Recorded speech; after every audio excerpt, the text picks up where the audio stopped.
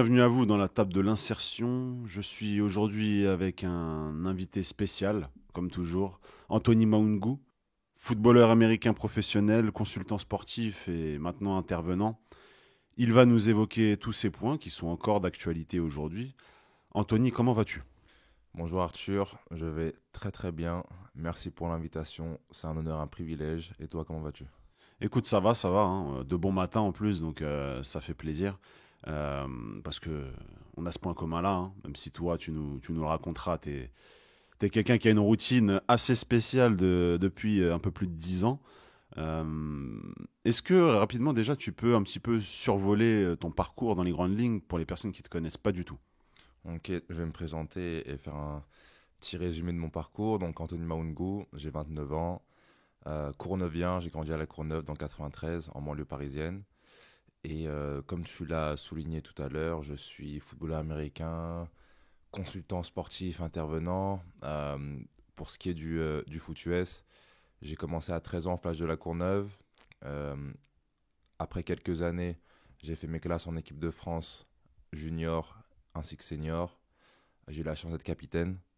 Ouais. Et ensuite, je suis parti à la conquête des États-Unis, West Hills College en Californie, Purdue University dans l'Indiana où j'y ai passé 3 ans en première division universitaire. Ensuite, signé en 2018 par les champions en titre de la NFL, les Eagles de Philadelphie. Et ensuite, Francfort Universe en 2019, Francfort Galaxy en Euroleague en 2021, Red Blacks d'Ottawa fin 2021-2022 dans la Ligue canadienne. Et ensuite, Rainfire Düsseldorf en Euroleague. Et, euh, et la suite, restez branchés.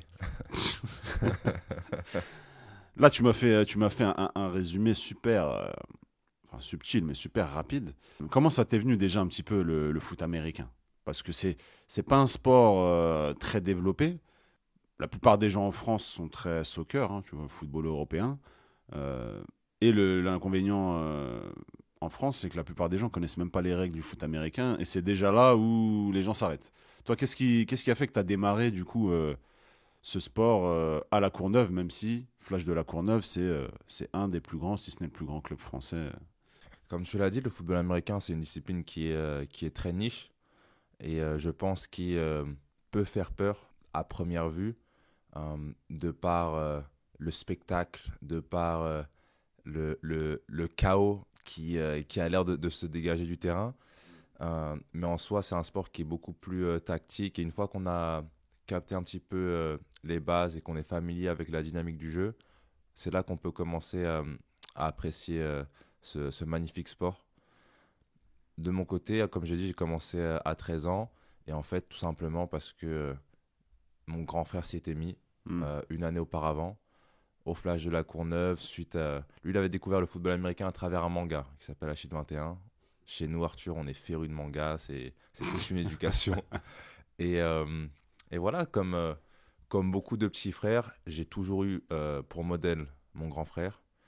Et voilà, sans honte, j'ai suivi ses traces. Et voilà, je me suis jamais retourné. T'as littéralement kiffé, quoi.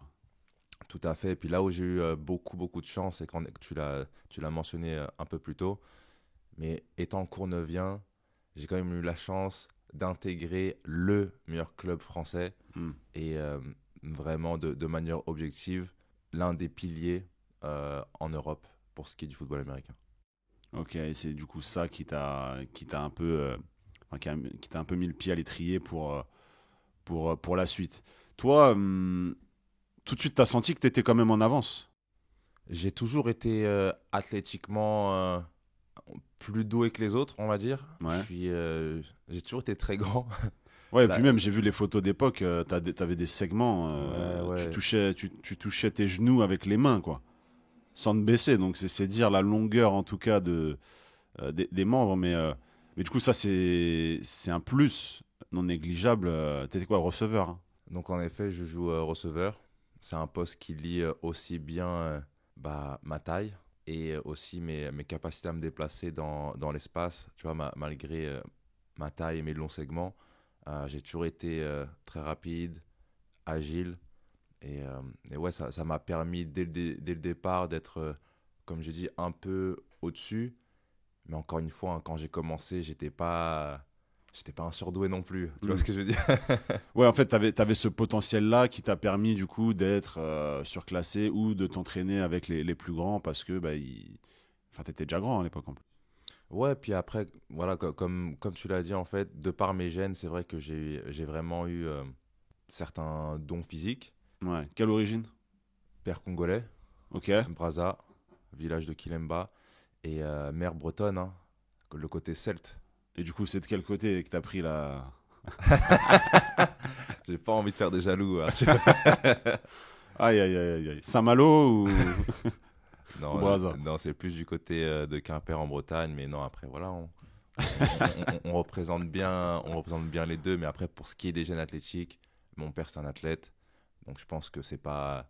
Il n'y a pas photo, hein, j'ai bien pris des gènes du padre, comme on dit. Ok, et à ce moment-là, toi, donc tu t'entraînes, les années commencent à défiler, tu arrives à 16, 17 ans, et là j'ai regardé un petit peu ton histoire, etc. Et j'ai vu du coup que, enfin ce que tu disais en tout cas dans un article, tu parlais de Boise State comme étant le déclic, je dirais, d'un point de vue exportation de talent. À 16 ans, il y a un petit déclic mentalement où je prends réellement conscience du potentiel qui est enfoui en moi et, euh, et surtout la confiance. J'ai toujours été quelqu'un de très très timide. Très très timide. Et des fois, je pense que ça pouvait aussi se, se transformer de temps en temps en manque de confiance. Et vraiment, à 16 ans, il y a eu des clics où j'ai commencé à prendre confiance en moi, en dehors et sur le terrain. J'ai pu faire une excellente saison avec le Flash. J'étais encore en cadet. Et ensuite, sur 200 licenciés, aussi bien de l'équipe jeune que de l'équipe cadette, le Flash de la Courneuve avait envoyé 5 joueurs faire un camp d'entraînement à Boise State, qui est une fac de première division. C'était au mois de juin. Et en gros, ils organisaient un camp pour rassembler les lycéens de dernière année et d'avant-dernière année américains, donc des seniors et des juniors. Moi, à ce moment-là, j'étais techniquement un sophomore. Hmm. Ok, donc, il me restait encore plusieurs années par rapport au cursus américain lycéen. Et en fait, avant, il y avait cette mentalité de on peut rien faire contre les Américains. À partir du moment où eux sont nés dans ce sport, littéralement, que le sport a une autre place dans la culture, et ça, on aura l'occasion d'en reparler, Hmm. mais ils sont en avance dans le sport. Bah Ils sont en forcément, avance dans c'est le ça. foot US. Si tu te lèves le matin avec le football, comme nous en Europe avec le soccer, hein, je vais employer le mot soccer pendant cet épisode parce Attention, que les j'ai gens pas. risquent de pas. Moi, c'est pour ça, pour le Non, mais j'ai pas moment. envie de te froisser toi parce que je sais que Non, t'as encore t'inquiète. l'âme américaine. Pour le moment, je fais l'effort de bien préciser football et le football américain. Comme ça, au moins, Ok, nos auditeurs et auditrices ne seront pas choqués. ok, parce qu'il faut savoir que du coup, aux États-Unis, le football c'est l'équivalent du football américain pour nous. Exact. Et du coup, le football européen, là, la Ligue des Champions, la Ligue 1, etc., le PSG, bah, tout ça, on appelle ça le soccer aux Exactement. États-Unis. Donc pour eux, en tout cas, le football se joue avec les mains et un petit peu avec les pieds. Mais, euh, mais du coup, voilà, c'est toi, tu as senti, donc tu arrives là-bas, Et on, vous êtes 4, 5, et on fait de belles choses, Arthur. On ouais. fait de très belles choses. Enfin, vous montrez que, enfin, vous mettez la France sur une carte pour eux, en tout cas. C'est ça. Eux, ils savaient pas qu'il y avait du football américain en Europe. Ouais. En tout cas, c'est pas qu'il y avait de talent, quoi. Non, non, ils savaient pas que ça jouait. Ah, Ils savaient pas tout simplement. Dans leur tête, le football américain, ça se joue aux États-Unis. Ils savent qu'il y a une ligue canadienne qui joue, attention, pas au football américain, mais au football canadien. Mais ils n'avaient absolument aucune idée que ça se jouait de l'autre côté de l'Atlantique. Et et là, vous choquez le monde. oui, après, je dis pas, voilà, je dis pas qu'on a fait. Mais vraiment, moi, je sais que d'un point de vue individuel, je sais, je sais que j'ai montré de belles choses aux Américains, mais aussi à moi-même. Hmm. Et du coup, quand je reviens en France, je suis dans l'avion et je me dis, mais en fait, déjà que j'y croyais avant, mais là, ça y est, j'en suis convaincu, c'est possible. Ce que disent les gens comme quoi, si t'es pas américain, tu peux pas y arriver, Ah, c'est des croyances bullshit- limitantes, mais bullshit, tu c'est vois. leur propre croyance, quoi. C'est ça. Et ouais, c'est vraiment après ce camp-là que je me dis, OK, les États-Unis, c'est pas un rêve. On va transformer ça en réel objectif. Et quand tu reviens, t'enchaînes du coup les très bons matchs, je suppose. Toi d'ailleurs, au niveau des études, tu faisais quoi en parallèle du sport? Parce que c'est important aussi, hein. Tu Bien nous sûr. l'évoqueras sur le parcours Quinry. L'école a toute sa place aussi en université. Bah, écoute, moi, j'ai eu un bac S, Ouais. donc filière scientifique. Hmm. J'ai toujours eu pour ambition de devenir kiné, Hmm. dans le cas où je, j'ai décidé de mener une vie un peu plus classique. Ouais. Mais sinon, en tout cas, j'ai toujours été un très bon élève. Hmm. Il y a eu seulement une petite période, la période du lycée, où c'est comme si j'avais un peu perdu les facilités que j'avais eues. Hmm. Après, je ne sais pas si c'est dû voilà, au changement de rythme de vie, au fait aussi que j'étais beaucoup plus investi dans le football américain, justement, euh, depuis ce camp à Boise State. Et voilà, ça, donc, tu vois, j'étais passé de 18 de moyenne à 12,5. Donc, moi, mes parents, ils avaient toujours été habitués à l'excellence, on va dire, entre guillemets. Avec ton frère aussi. Avec mon frère aussi, Ouais, qui mettais est. la pression. Voilà, attention, mon grand frère Axel, voilà, il a eu quoi, mention bien au bac, et il a eu son diplôme de l'ESSEC, Grande École de Commerce Française. Ouais. Bonjour. Et, mais ouais, en tout cas, voilà, j'ai globalement toujours été un bon élève. Et voilà, après mon bac S, on en reparlera, mais j'ai fait une année de médecine avant de décoller pour les États-Unis. Ok. Qu'est-ce qui se passe du coup avant ce départ là? Est-ce que tu peux nous faire un résumé rapide là, de ton Ouais. retour de Boise State, du coup, où tu découvres un peu le niveau dans ta tranche d'âge, hein. Des jeunes peut-être un peu plus vieux, mais vu que tu es un peu surclassé, bon, tu sens qu'il y a quelque chose à faire, il y a quelque chose à tenter. Tu es encore jeune. Là-bas, on sait que ça fonctionne beaucoup aussi à l'âge du prospect. Dans quel mood t'es qu'est-ce qui se passe là? Si tu devais m'expliquer ça assez rapidement. On passe à la suite, hein, parce qu'il y a un parcours long comme le bras. J'ai pas envie de Non, tenir bien nos sûr, auditeurs pendant 7 heures. C'est pour ça que j'essaye de m'exprimer de manière concise. Mais non, écoute, à partir du moment où j'ai ce déclic, sur le terrain, tout se passe bien. J'ai vraiment gagné beaucoup de titres de champion de France avec le Flash de la Courneuve. Comme je l'ai dit, avec l'équipe de France, on fait de belles choses. 6e place à la Coupe du Monde, 2e place en Coupe d'Europe junior en tant que capitaine, et 3e place en Coupe d'Europe en tant que senior, alors que j'étais techniquement encore un U20. Hmm. Et puis, ouais, voilà, donc du côté foot, tout se passe bien. Encore une fois, je commence vraiment à me faire un nom, non seulement en France, mais en Europe. Tu vois, je suis reconnu comme l'un des meilleurs joueurs attaquants à l'échelle européenne, tu vois, donc c'est assez fou. Je suis sélectionné en équipe All-Star mondiale, donc en gros, une sélection des meilleurs joueurs non américains, moins de 20 ans. Allez, moins de 20, je vais te demander ton Ouais, âge. Ouais. pour affronter l'équipe nationale américaine. Et tu vois, j'étais le seul Européen à avoir joué ce match en attaque, tu vois. Hmm. Donc vraiment, tu vois, du côté du terrain, tout est... Je fais que cocher les cases qui ne font que me pousser et me motiver à continuer dans cette direction. Et puis, scolairement, après ma première année de médecine, malheureusement, je me retrouve sans école parce que j'ai pas réussi à me réorienter en STAPS.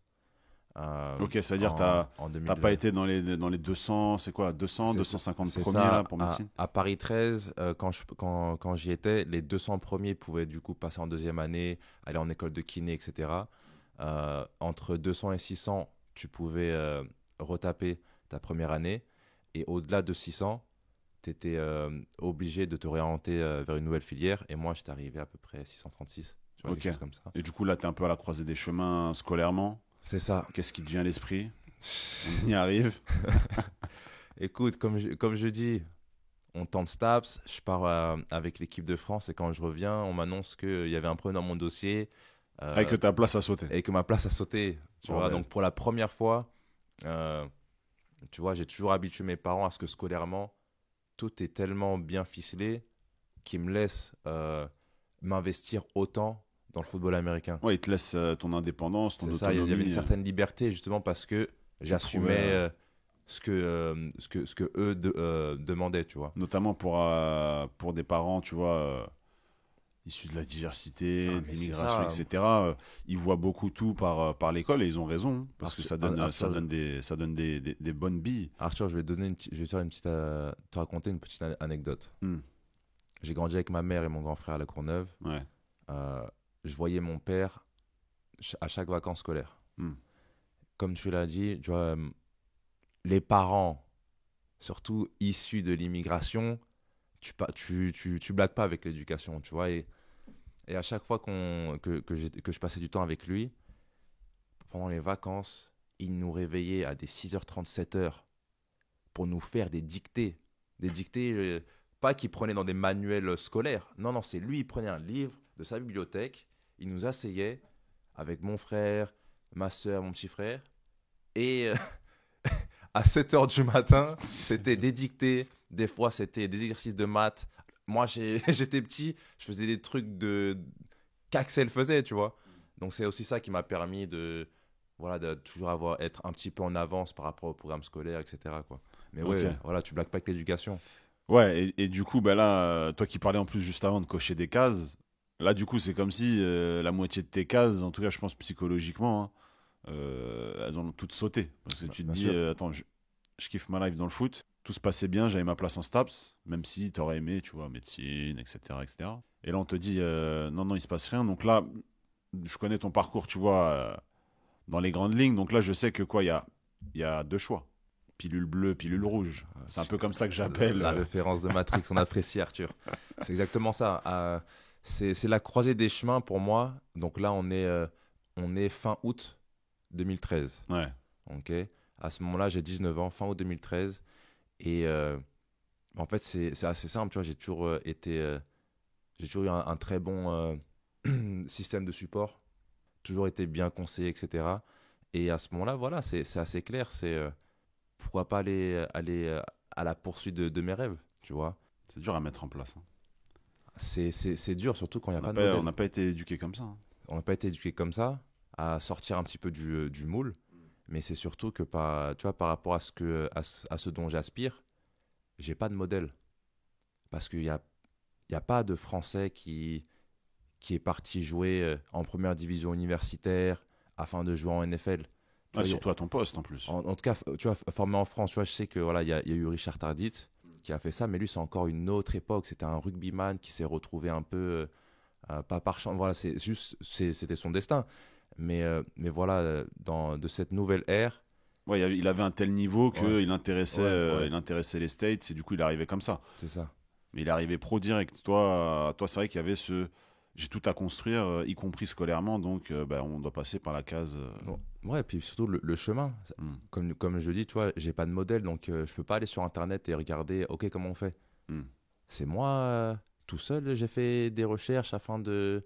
Tu vois, je me suis mis à la place dans un lycée américain. Ok, si là, je sors du lycée aux États-Unis, comment je fais pour intégrer une équipe de foot universitaire? Bah, Ok. ensuite, je me disais, ok, bah, moi qui suis français, ça veut dire qu'il y a encore d'autres trucs à faire, d'autres tests, tests d'anglais, le TOEFL, le SAT qui est le test que passent les étudiants lycéens américains afin euh, d'être éligible pour entrer dans les universités. Donc, tu vois, tout ça, je le fais tout seul. Mes parents, ils peuvent pas m'aider. Mon Non grand plus, frère, il ouais. peut pas m'aider.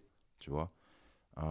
Mais voilà, encore une fois, je me dis, on n'a qu'une vie, tu vois. Et moi, ma philosophie, pardon, c'est de ne pas avoir de regrets.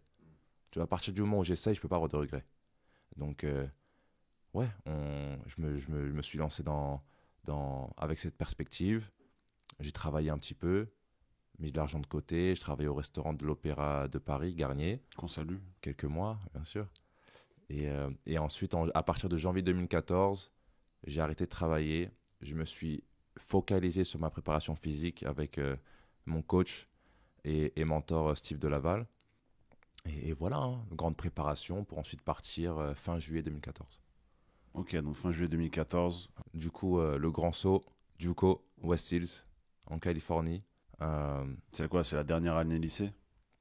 non, c'est la première année universitaire pour n'importe quel étudiant américain. Ouais. Et voilà, donc ouais, il faut juste savoir, tu vois, j'ai pas envie de...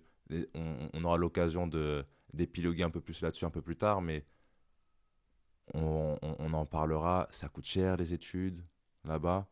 Mais voilà, en tout cas, je pars, je fais une saison, vraiment une très très bonne saison. Tu fracasses tout. Voilà, aussi bien collectivement qu'individuellement.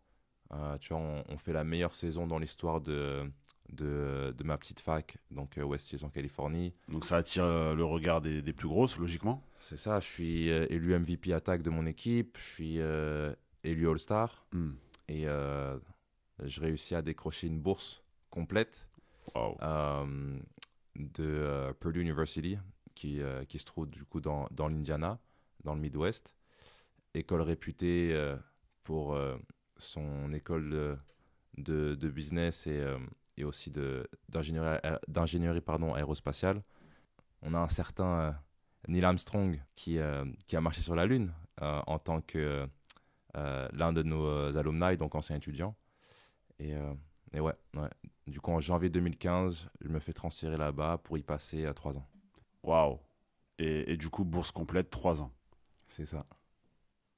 Donc là, on arrive à Purdue. J'ai envie quand même de couper un peu cet épisode, tu vois, en plusieurs parties.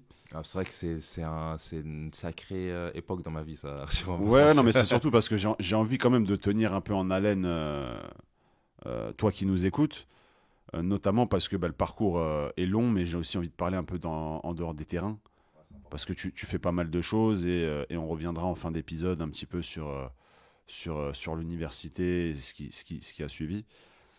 Toi, qu'est-ce que tu fais un petit peu en dehors des terrains, là? Parce que je sais que le foot, c'est une grande partie de ta vie, mais du coup, qu'est-ce que tu as pu mettre en place autour? Bah, je sais qu'en Europe, tu vois, bon, c'est pas les salaires Mm. mirobolants qu'on peut voir aux États-Unis. Donc, qu'est-ce que tu fais du coup pour développer ta carrière en parallèle, hein, et être un peu sur tous les fronts? Alors, quand j'étais encore à La Courneuve, j'étais éducateur sportif avec la ville. Hmm. On avait un concept qui s'appelle, parce que ça a toujours lieu, La Courneuve Plage. Et faut rigoler, hein. Il y a Paris Plage et La Courneuve Plage aussi. Ouais, mais t'inquiète, toutes les villes, je crois, elles ont le T'inquiète, concept. j'essaie, ouais. Et voilà, pendant 2 éditions, j'ai travaillé là-bas Ouais. à m'occuper voilà, des petits toute la journée. En dehors aussi de l'épisode de serveur au restaurant, lorsque j'étais encore à la fac et que je revenais de temps en temps, j'aimais beaucoup coacher euh, les, euh, les petits du Flash ou les petits des équipes d'Île-de-France. Hmm.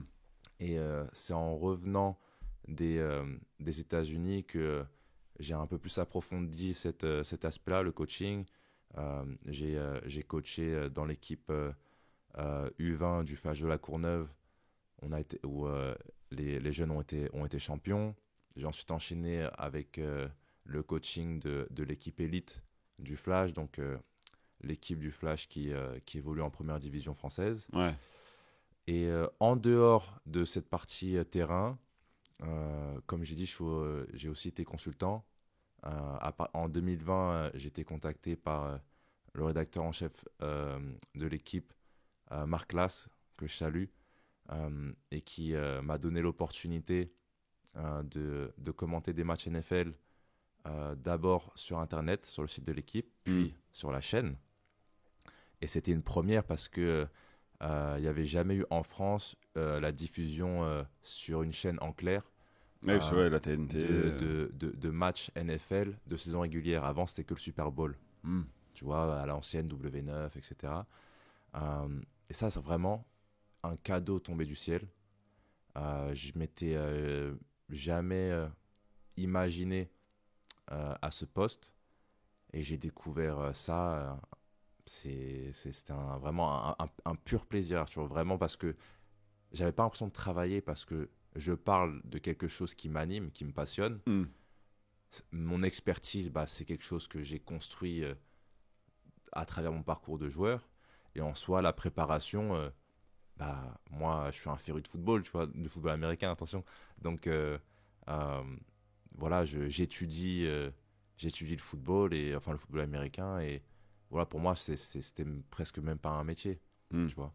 Et aussi, voilà, comme on l'a précisé un peu plus tôt, j'aime bien faire des interventions dans les écoles, etc., pour parler un petit peu de...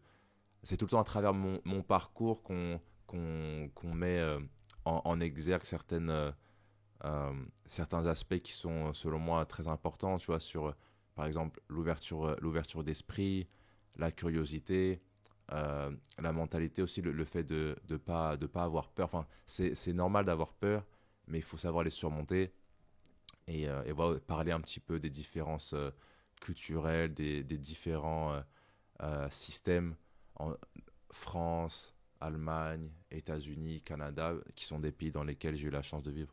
Et ces expériences-là, du coup, ça t'a permis, toi, prendre confiance aussi sur le marché un peu français.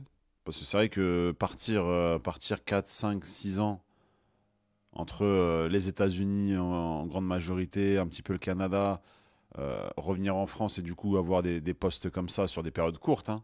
Mais ça permet de déjà passer à la télé, donc montrer que tu es encore là, que tu es toujours bien vivant, hein, parce qu'il y a des gens qui te suivent pas sur les réseaux, savent pas du coup si tu es là parce que bah, quand ils se réveillent la nuit pour regarder les matchs NCAA, bah, au bout d'un moment, l'université, c'est temporaire, quoi. C'est pas toute une vie.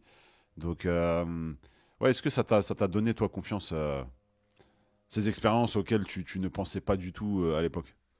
Je dirais pas que ça m'a donné confiance, mais j'étais juste surpris face à certaines découvertes, tu vois, quand je rencontre des gens qui peuvent me reconnaître des fois dans la rue et qui me disent, je t'ai déjà vu quelque part. Hmm. Et du coup, sauf que je sais jamais euh, en tant que quoi. Est-ce que c'est en tant que joueur parce que ils sont dans le football américain ou ils ont des amis dans le football américain, ou si c'est parce qu'ils m'ont vu commenter un match NFL, tu vois, sur Ouais, l'équipe. ouais, ouais. Tu vois, mais en soi, non, la confiance, je pense que vraiment mon parcours sportif m'a énormément apporté sur cette partie de moi. Et voilà, ça se construit encore et toujours, hein. On cherche toujours à s'améliorer jour après jour. Ouais, en plus, t'as quelque chose de très intéressant. Euh, Dis-moi tout. non, mais quand je regarde ton Instagram, c'est vrai que enfin, t'es très à cheval, tu vois, sur ton feed. Tu vois, ces fameuses lignes là sur Instagram, on va dire c'est très cohérent. Tu vas faire une ligne où tu es en tenue de foot avec ton équipe et tu vas faire la ligne du dessus où c'est un peu plus lifestyle, c'est-à-dire tu vas mettre des thématiques. Je me rappelle à une époque tu mettais aussi des photos Polaroid sur la partie droite de ton Insta. Il Au est milieu, chaud. tu mettais le foot. Il est chaud. À gauche, tu mettais du lifestyle. Là, t'es Et chaud. est-ce que tu peux nous parler un peu de ton branding, tu vois, ton personal branding? Oui, ben en vrai, Arthur, Parce que ça a joué, je pense, tu vois, quand tu me dis, il y a le rédacteur en chef de l'équipe, etc., qui te contacte, bon, je pense il a vu aussi ta présence, sachant qu'à l'époque, tu avais déjà le blue check, hein, la fameuse pastille bleue que tu as depuis ouais, 4-5 ans, facile. ouais, bah, à partir du moment où j'ai été pris en NFL, euh, je me souviens encore du jour où j'ai eu. À l'époque, ça, c'était un truc de fou, tu vois. Ouais, ça fait 6 mois qu'on Voilà. peut l'acheter, Non, mais... mais pour l'anecdote, c'est vrai que j'ai été certifié sur Instagram la veille de mon premier match NFL. Ouais. La veille de mon match contre les Steelers de Pittsburgh. Donc ça, ouais, en effet, ça c'est un truc qui fait que je m'en souviendrai tout le temps. Maintenant, il faut savoir que moi, de base, Instagram, euh, quand je me suis mis dessus, par exemple, c'était simplement un album photo pour le football américain. Je voulais Ouais. juste mettre des photos de foot. Ouais. Petit à petit, j'ai toujours, tu vois, j'aime bien euh, avoir des modèles pour avoir un peu une direction et aussi choisir un peu ce que moi je veux faire. Tu vois, donc j'ai toujours pris comme exemple les athlètes américains, que ce soit NBA ou NFL, sur comment eux utilisaient les réseaux sociaux. Hmm. Et du coup, bah, tu vois, je vais pas te mentir, moi, dans ma tête, j'ai l'âme d'un artiste. Hmm. Moi, Non, mais tu peux le tu vois, dire, tu c'est peux le comme dire. ça que je me vois. Tu vois, Ouais. je suis vraiment très, très attiré par l'art en général, que ce soit le cinéma, la musique, tu vois, les peintures ou même la mode, tu vois. Et c'est vrai qu'il y a petit à petit, en fait, il y a comme une direction artistique qui a commencé à, à se dévoiler. Et moi, encore à l'heure d'aujourd'hui, je m'amuse encore à l'exprimer de différentes manières. Je pense que j'ai commencé un petit peu à trouver mon style. Mais en effet, et surtout, tu vois, on vit dans une ère où on est chacun. C'est pas que, en vrai, c'est pas que les athlètes, c'est pas que les artistes, c'est pas que les politiciens, mais on est réellement notre propre marque. Hmm. On est des individus, mais maintenant, avec les réseaux sociaux, on est aussi notre propre marque. Et ça, c'est important de le souligner. Donc, tu vois, on parle souvent, tu vois, tu m'as demandé ça en tant que, par rapport à mon profil, mais je pense que tout le monde devrait traiter les réseaux sociaux de la sorte. Et je dis pas, attention, tu veux pas t'amuser. Non, parce que moi, tu me suis depuis longtemps. Tu sais que moi, par exemple, dans mes stories, j'aime bien partager des fois des mimes. Tu vois, je partage un peu d'actu, je partage un peu ma vie. Tout est question d'équilibre et surtout, c'est la manière qui te correspond. Mais il ne faut jamais oublier que ce qu'on poste, ça reste à jamais sur la grande toile qu'est le net. Hmm. Donc, il faut quand même faire attention à ça.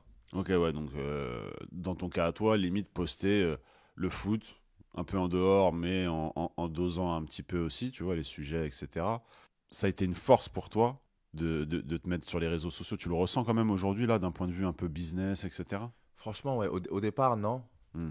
Au départ, tu vois, quand j'ai commencé à avoir des followers, tu vois, à partir du moment où j'ai atteint Purdue, tu vois, j'ai commencé à avoir pas mal de gens qui m'ont suivi. Quand je suis arrivé en NFL, ça a été, quand il y a eu le documentaire Bean, tu vois, c'était vraiment la folie. Tu Ouais, vois, ouais. mais de base, quand je voyais ça, j'étais juste, je voyais ça comme de la force. Hmm. Pour moi, c'était une manière de me soutenir depuis la France. Et du coup, je pensais même pas en termes de business, mais c'est juste, ça me motivait parce que, ok, les gens me regardent, les gens me donnent de la force. Donc, tu vois, quand à chaque fois que ça n'allait pas, j'avais ma famille évidemment, mais je me battais aussi pour les autres, si ça a du sens. Hmm. Et alors que maintenant, oui, tu vois, on t'a parlé du blue check. Là, voilà, je suis à quoi, je crois, 16 000, un truc comme ça. Ça m'a apporté ma première campagne avec une marque l'année dernière. Très reconnaissant pour ça. Avec Célio, une collab NFL. Et Pull que tu portes. actuellement, tout à fait. Ouais. Tout à Ok, fait. vous le verrez ouais, sur les réels, pour ceux qui nous suivent sur Insta. Et voilà, j'espère que ça va attirer encore d'autres opportunités, hein. Ouais, bah, je pense que c'est l'objectif aussi indirectement, hein, maintenant, aujourd'hui. Pour toi, je pense. Ouais, et puis en dehors aussi de l'aspect business, c'est aussi montrer ce que je fais en dehors du foot, tu vois, c'est important. Hmm. Tu vois, c'est... C'est vrai qu'il y a cette image de. Tu vois, on le voit avec les footballeurs ici en France. Hein. Des fois, tu écoutes des gens, enfin, plein de gens qui pensent que le footeux est bête, qui brûle C'est son le argent, cliché, qu'il n'est pas. c'est un cliché contre lequel moi j'essaie de me battre, tu vois, parce que je comprends qu'il n'y a pas de fumée sans feu. En revanche, encore une fois, moi, mes modèles en tant qu'athlète, ce sont les athlètes américains en général. Hmm. Et tu vois, ces athlètes-là, ils ont tous des fondations, ils font tous des événements pour redonner à leur communauté, tu vois. Et je trouve que c'est quelque chose qui ne se fait pas assez en France, en tout cas.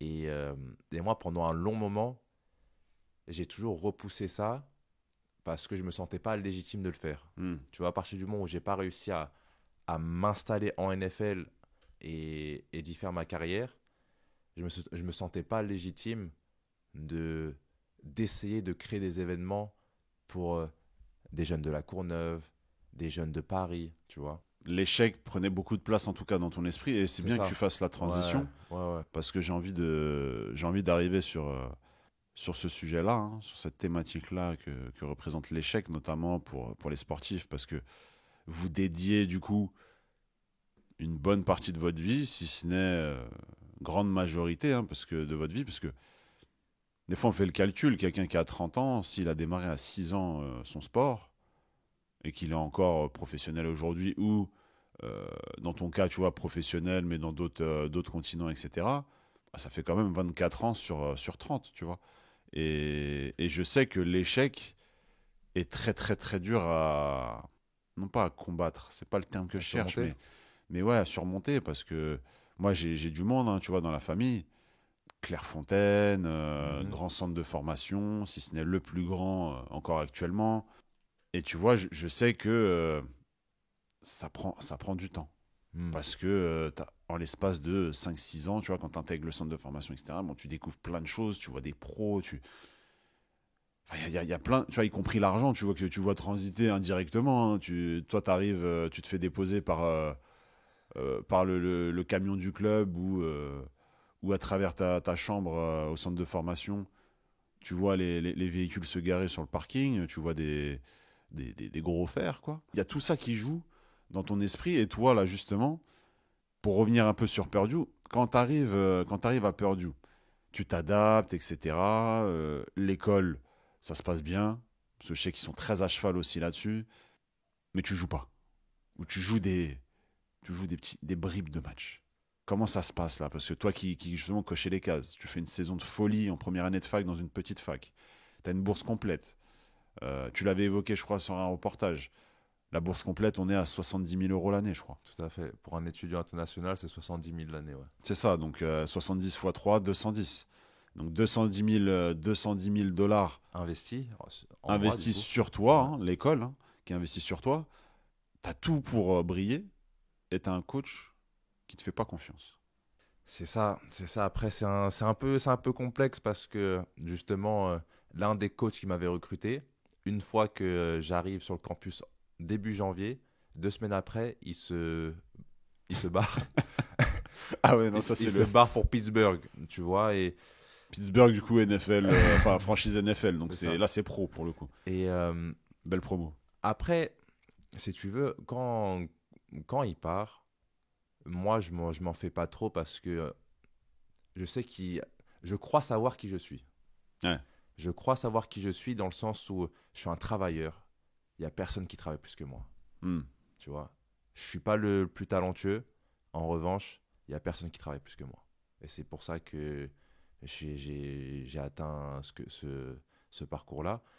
Mais c'est vrai que, voilà, il y a aussi des bons joueurs.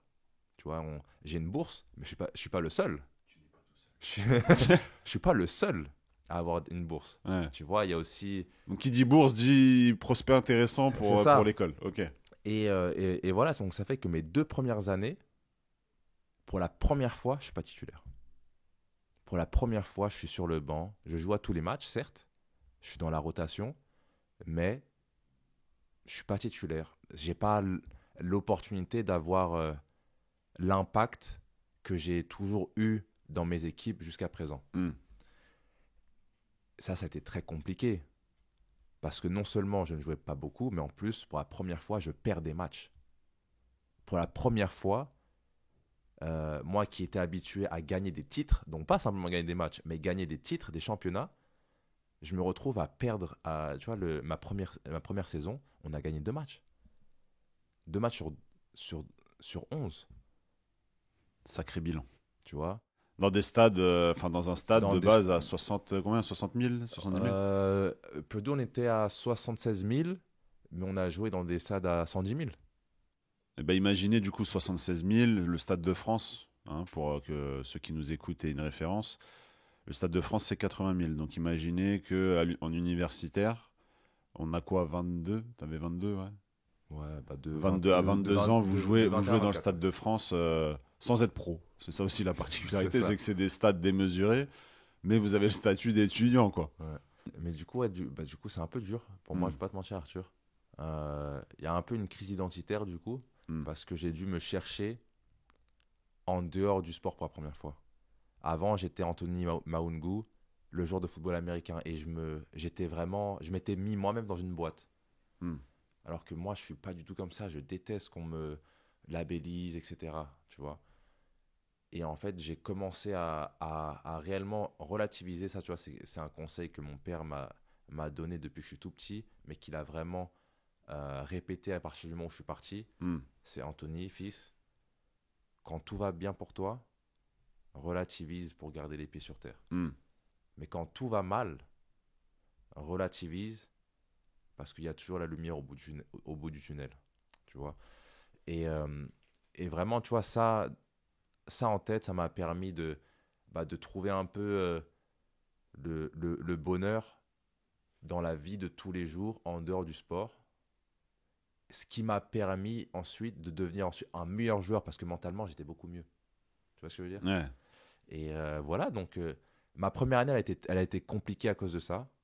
Ma deuxième année, il y avait toujours les mêmes receveurs devant moi parce qu'ils avaient un an de plus. Tu vois, et aux États-Unis, ils essaient quand même de respecter beaucoup la seniorité. Oui, parce que c'est la dernière année, c'est là que Avant de passer tu pro, dois te exactement. montrer, donc tu dois montrer Exactement. aux franchises pro Tout à que fait. tu as le niveau. Ouais. Et voilà, donc je joue le jeu. Je suis un grand fan de mes coéquipiers, c'est-à-dire que si j'ai pas d'impact sur le terrain en tant que titulaire, je vais être le meilleur coéquipier possible. Je vais me donner à l'entraînement et surtout quand mon numéro ou mon nom euh, sont appelés, je réponds présent, tu vois. Mais du coup, dernière année, on a un nouveau coaching staff. Eux me donnent ma chance après avoir prouvé lors des camps du printemps. Et ensuite, pour ma dernière année, du coup, je suis titulaire. Euh, la première partie de saison, pour être honnête avec toi, je suis un receveur moyen. Vraiment. Tu vois, je marque de temps en temps. J'aide l'équipe, mais tu vois, en termes de stats, j'ai pas les stats que moi, auxquels j'aspirais. En revanche, ma fin de saison, franchement, grâce à Dieu, vraiment, j'en suis très très fier. J'en suis très très fier parce que c'est un stretch de quatre matchs qui permet à l'équipe d'être éligible à un bowl game, donc à une finale universitaire. Et tu vois, je termine ma carrière universitaire dans le stade des 49ers de San Francisco euh, à gagner contre Arizona en mettant le touchdown de la victoire à 2 minutes de la fin alors qu'on était mené. Ouais, les planètes. Tu vois, et tu vois, Planètes qui s'alignent. ce qui est assez drôle, c'est que ce stade-là, donc dans ce stade, j'ai assisté à mon premier match NFL en 2014 et c'est aussi du coup là où j'ai terminé ma carrière universitaire. Donc c'est pour l'histoire, c'est assez intéressant, tu vois. Mais en plus, 2014, tu étais déjà à l'université. J'étais à West Ouais, Hills en Californie, ouais, ouais, c'est ouais. pour ça que c'était un match des 49ers que j'étais parti voir pour la première fois. Waouh. Et tu as parlé. Enfin, tu as dit grâce à Dieu. Est-ce que la foi, parce que je vois sur les réseaux, hein, tu mets des photos aussi en priant, des stories aussi parfois. Est-ce que la foi a une place importante face ou avec l'échec? Pour moi, la foi, c'est ce qu'il y a de plus important dans ma vie. Hmm. Échec et succès. Tu vois, quand je vous ai dit que mon père a toujours parlé de relativiser, vraiment, ça a commencé à un très jeune âge. Moi, il faut savoir que j'ai toujours eu foi en Dieu. Hmm. Tu vois, pour moi, que c'est quelque chose qui fait juste sens en moi. Tu vois, j'ai pas besoin de m'expliquer euh, éternellement là-dessus. Mais tu vois, quand mon père me répétait relativise, bah en fait, moi, c'est grâce à la foi que je relativisais. Et que je relativise encore et que je compte relativiser euh, à l'avenir. Hmm. Mais bien sûr, très très important, Tu te reconnais dans la phrase Dieu a un plan pour toi? clairement. Il y en a un plan pour tout le monde. Moi, j'y crois en tout cas. Tu vois. Mais clairement, ça, c'est très important et c'est pour ça que je le cache pas. Tu Ouais. vois, sur les réseaux, par exemple, tu vois, quand je t'ai dit, je pense avoir trouvé mon style à moi, bah c'est ça, je veux montrer au monde qui je suis. Pas, Toutes les pas, facettes. pas juste un masque, pas juste une partie, non, vous allez voir qui je suis. Pas Et forcément la plus marketable. non, mais c'est authentique. Là, du coup, tu mets ce touchdown. Donc, pour ceux qui nous écoutent, c'est mettre la balle dans l'embut, hein, un peu comme au rugby. C'est on doit courir avec la balle vers la zone en face pour marquer. Très bien vulgarisé, Arthur. Je devrais peut-être me lancer avec toi, pourquoi pas, dans des vidéos YouTube explicatives. On ferait sûrement des millions de vues et on aurait sûrement des centaines de milliers d'abonnés. Et ce podcast va intéresser, comme les précédents, et j'en doute pas, parce que tu as un profil aussi qui intéresse et qui intrigue, je pense, pas mal de monde, notamment sur la manière d'appréhender. D'ailleurs, on pourra en parler, manière d'appréhender les matchs. Comment on appréhende des matchs quand on joue à 60 devant 75 000 supporters minimum, parce que vous êtes monté à 110. Donc, Pour être honnête, Arthur, je pense qu'il nous faudrait plusieurs épisodes de podcast. ça peut être une idée. je peux faire un hors-série avec les invités où on évoque des thématiques particulières. C'est une idée. Ouais, j'aime bien. Je pense que ça pourrait être pas mal du tout. J'aime bien. Merci pour la vision, Anthony. Là, du coup, arrive la fin de carrière universitaire. Tu finis les cours. Moment de la draft. De la draft NFL. Donc, pour l'expliquer rapidement aux gens, vu que je suis assez bon dans la vulgarisation de certains concepts. La draft NFL, du coup, c'est le moment où toutes les équipes professionnelles, donc NFL aux États-Unis, se réunissent et choisissent du coup les meilleurs prospects, donc les meilleurs non professionnels. Donc ça va être les étudiants, les universitaires, les joueurs aussi qui jouent à l'étranger, même si il y en a peut-être 4-5 par... En vrai, très peu. Ouais. On n'est pas encore au basket, mais bien. J'espère que bientôt ça Oui. assez. La NBA s'ouvre beaucoup plus. Et du coup, là, arrive ce moment-là. Toi, comment ça se déroule? Tu regardes la draft avec quel... Alors pour ça, écoute, je vais te raconter une petite anecdote. Tu vois, lors de mes 2 premières années, il y avait quand même un peu de, comme tu as dit, d'intrigue par rapport à mon profil. Et France 2 m'avait contacté pour faire un petit reportage. Et encore une fois, tu vois, j'avais mentionné tout à l'heure, mais je me sentais pas légitime. Étant donné que j'étais même pas titulaire, je voulais pas que une chaîne de télé française fasse un reportage sur moi et me mette dans la lumière alors que j'avais l'impression de pas le mériter. Donc j'avais refusé. Je finis ma carrière universitaire et il y a Bean qui me contacte pour proposer un petit documentaire justement par rapport à la draft. Et après un peu d'hésitation, j'ai accepté. Je me suis dit, écoute Anthony, en vrai, il y a un moment, il faut accepter, tu vois, de porter certains poids sur ses épaules et surtout de donner de la visibilité à notre discipline, tu vois. Et du coup, après avoir eu mon diplôme et après avoir terminé ce dernier match, je pars m'entraîner à Los Angeles pour un programme d'entraînement intensif.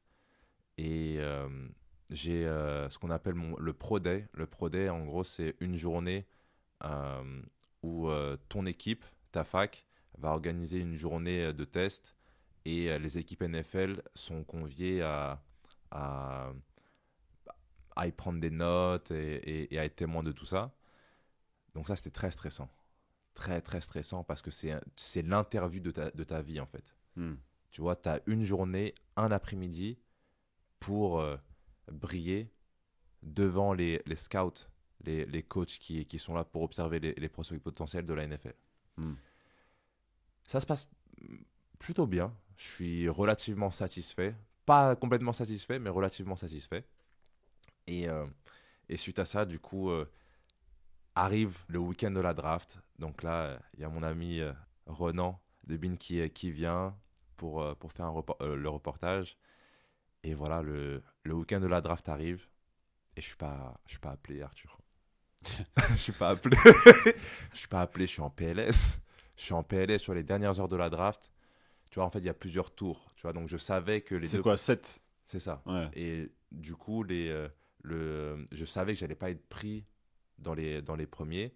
En revanche, il y avait beaucoup d'experts qui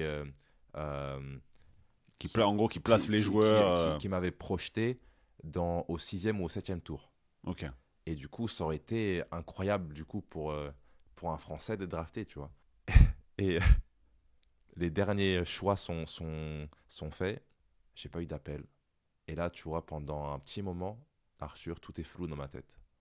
Parce qu'à ce moment-là, j'ai l'impression, encore une fois, d'avoir, d'avoir fait tout ça pour rien, Ouais, que tes 10 dernières années. tu vois. Et tu vois, encore une fois, Dieu merci, tu vois, 2 heures après, j'ai un appel de mon agent pour me dire Anthony, est-ce que tu es déjà allé à Philadelphie? Je lui dis non. Il me dit bah écoute, tu vas avoir l'occasion d'y aller parce qu'il te propose un contrat.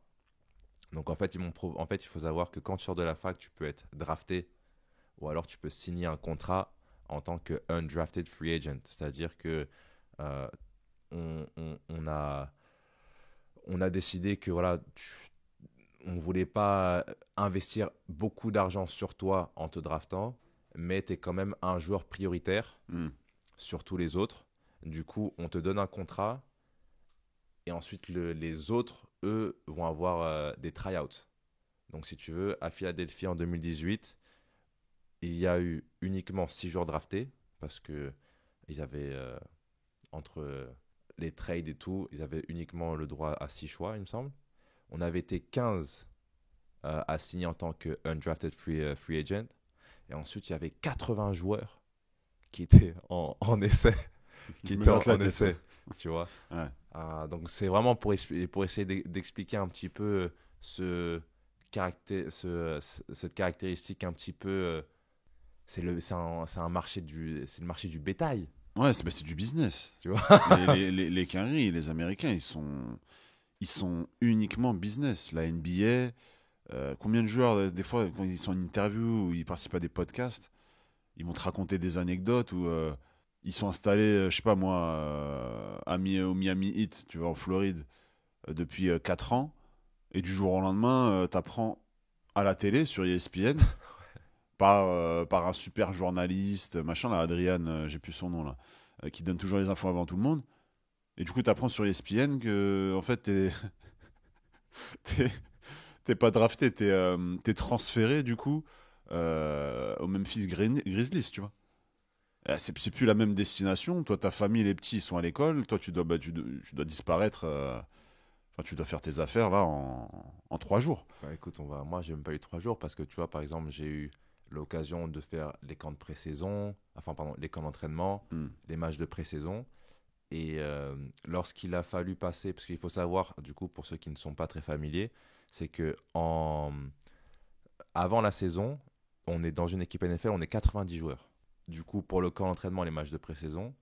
Et une fois le dernier match de pré-saison terminé, Ils font le tri ils font le tri et on passe de 90 à 53 joueurs pour faire toute la saison. pour faire toute la saison. Waouh. Sachant que ça se joue à 11, 11 contre 11. que les gens sachent aussi, hein. Ouais. Ça se joue à 11 comme le football qu'on a ici en Europe. Et du coup, moi, j'ai pas eu 3 jours. À partir du moment où ils m'ont appelé dans le bureau pour me dire Anthony, merci pour tout. Mais Quelle horreur. malheureusement, tu vas pas être garé dans l'équipe finale. Hmm. Je descends du bureau du général manager et mes affaires elles sont déjà dans un sac. Mon casier il est vide.